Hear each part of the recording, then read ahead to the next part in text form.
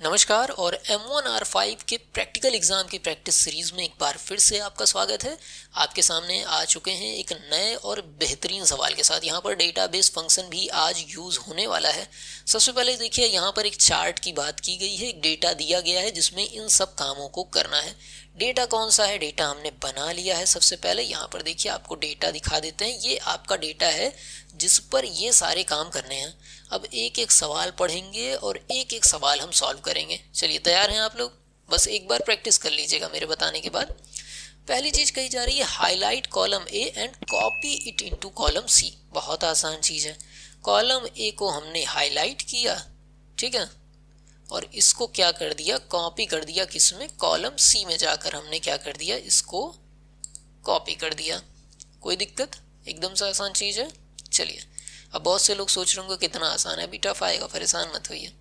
Sort the data in column C in ascending order. अब क्या कह रहे हैं भाई साहब?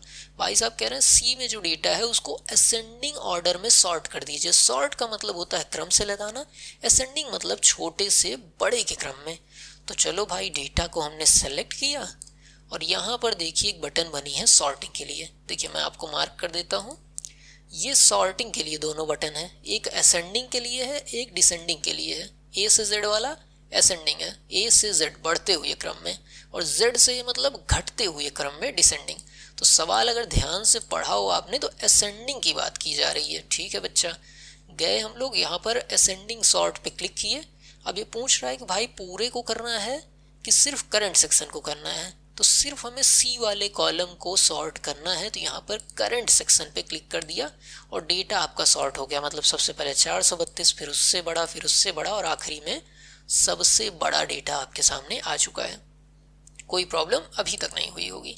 फिर चलिए, what is the lowest number in the list. List में सबसे छोटा नंबर कौन सा है?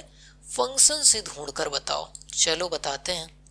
तो यहाँ पर गए, इज इक्वल टू लगाया और लोएस्ट के लिए हमको मिनिमम लिखना होता है, तो MIN हमने लिखा, ब्रैकेट लगाया, अपना डेटा हमने सिलेक्ट कर लिया। इसको थोड़ा छोटा कर दो, ठीक है। अब अपना डेटा सिलेक्ट कर लिया और ब्रैकेट को कर लिया बंद। जो लोग फॉर्मूला देखना चाहते हैं फिर से देख लें। इज इक्वल टू मिनिमम के लिए MIN लिखते हैं, ब्रैकेट लगाया, फिर डेटा अपना सिलेक्ट कर लिया, ब्रैकेट बंद कर दिया, इंटर दबाया, और सबसे छोटा डेटा 432 हमारे सामने आ चुका है बिना किसी तकलीफ के। ठीक, अगले पार्ट की तरफ बढ़ रहे हैं। चलिए, चौथा पार्ट है हमारा, copy the data in column A to column E. Column A से कॉलम ई में डेटा को कॉपी करना है और डिसेंडिंग ऑर्डर में सॉर्ट करना है। भाई साहब, बड़ा पहले आ जाए और छोटा सबसे बाद में। तो ए से पहले ई में कॉपी कर लेते हैं। चलो, ए वाला डेटा कॉपी किया कंट्रोल सी से और ई वाले में पेस्ट कर दिया। ये लाइन आ रही, इसको हटा देते हैं। और क्या करना था, क्या बोला था? डिसेंडिंग। यहाँ पर गए, माउस रोक दीजिए, अपने आप दिखने लगेगा सॉर्ट डिसेंडिंग ऑप्शन है, क्लिक किया। पूछ रहा है सारे में यूज करना है कि करंट सेक्शन में, तो हमने कहा करंट सेक्शन में। सबसे बड़ा वाला सबसे ऊपर आ गया, सबसे छोटा वाला सबसे नीचे आ गया। कोई दिक्कत अभी तक नहीं हुई होगी। और एकदम आसानी से अगर समझते जा रहे हो तो सब्सक्राइब कर दो, क्योंकि हमें भी मोटिवेशन चाहिए ना। रोज आके ऐसे बोल रहे हैं, कैमरा ही सामने है, आप तो दिख नहीं रहे हो। आप कैसे दिखोगे? जब कमेंट करोगे हमारे लिए। कमेंट कर दीजिए और एक सब्सक्राइब तो बनता ही है। कंटेंट हमारा इतना तो लायक है ही, हमें खुद पता है, आपको भी लग रहा होगा। चलिए, अब यहाँ पर कह रहे हैं highest number in this list. इस लिस्ट में हाईएस्ट नंबर जो है फंक्शन का इस्तेमाल करके बताओ। चलो, एकदम आसान है। हाईएस्ट नंबर कैसे होता है? तो यहाँ पर हमने लगाया इज इक्वल टू, लिख दिया मैक्स, मैक्सिमम के लिए मैक्स, ब्रैकेट लगाया, फिर से वही चीज, डेटा सिलेक्ट किया, ब्रैकेट बंद किया, इंटर दबा दिया। आसानी से हो गया बिना किसी दिक्कत के। देख रहे हैं, मैक्सिमम भी निकल गया। अगले पार्ट की तरफ बढ़ते हैं। यहाँ पर कह रहे हैं भाई साहब कि ये हाईएस्ट हो गया, ठीक है। अब बात है एफ पार्ट की। तो how many numbers in this list is bigger than 500। कितने नंबर हैं जो 500 से बड़े हैं, और इसको डेटाबेस फंक्शन का इस्तेमाल करके निकालना है। डेटाबेस फंक्शन का इस्तेमाल करना है। चलो आओ करके मैं आपको दिखाता हूँ एकदम आसानी से।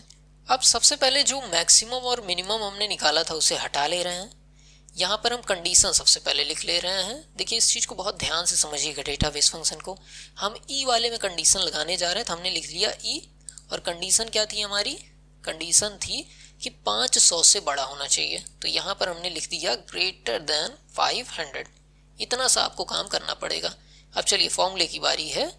तो इज इक्वल टू, उसके बाद हमको क्योंकि काउंट करना है तो हम लगाएंगे डी काउंट।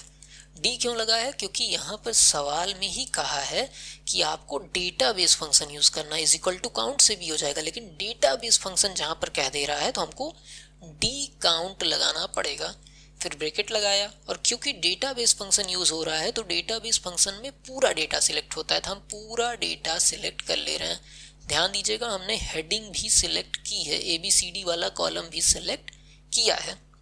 उसके बाद कॉमा, फिर किस चीज में ये कंडीशन लग रही है तो ई वाले में ये कंडीशन हम लगा रहे हैं, तो डबल इन्वर्टेड कॉमा में हमने कैपिटल E लिख दिया, क्योंकि समझ में आ जाए किस जगह पर कंडीशन ये लगनी है, इसमें लगनी है।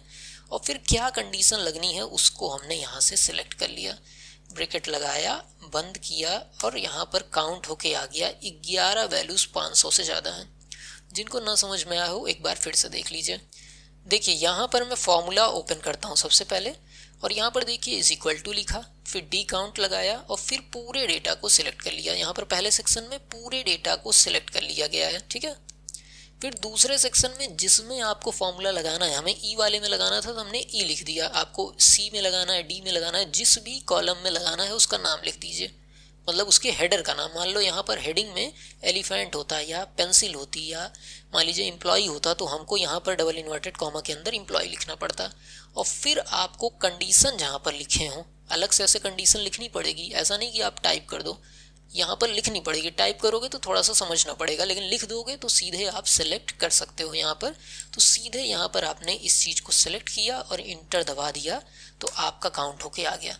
ये है डेटाबेस फंक्शन। आप चाहें तो थ्योरी वाली वीडियो से इसको आसानी से पढ़ सकते हैं।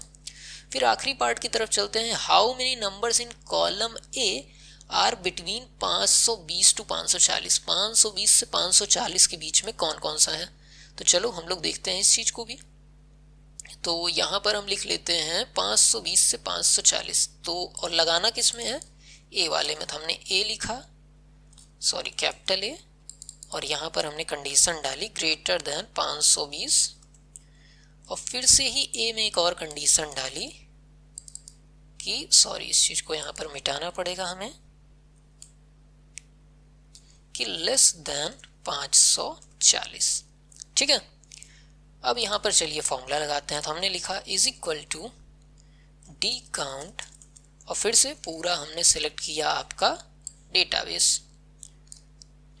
उसके बाद हमने लगाया जिसमें फॉर्मूला लगाना था, तो हमको ए वाले कॉलम में लगाना है, तो हमने ए यहाँ पर लिखा, फिर कॉमा लगाया और अपनी कंडीशन सेलेक्ट कर ली, ब्रैकेट बंद किया, इंटर दबाया, और आपकी एक वैल्यू ऐसी है जो 520 से बड़ी है।